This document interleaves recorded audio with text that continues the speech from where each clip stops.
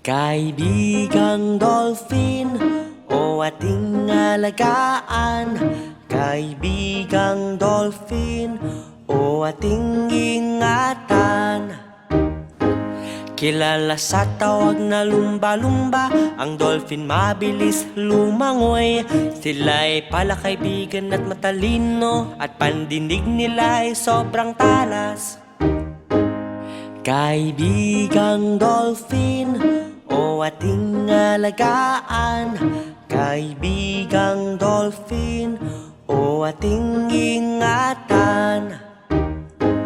May iba't ibang uri ng dolphin, ang kanilang laki na iiba-iba. Maging ang kulay at itsura nito, at isda lamang kinakain nila.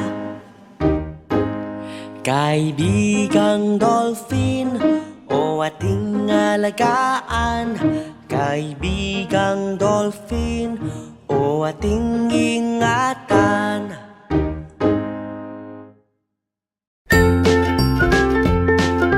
Mga bata, huwag kalimutan i-like ang video, mag-subscribe sa aming channel, at pindutin ang notification bell.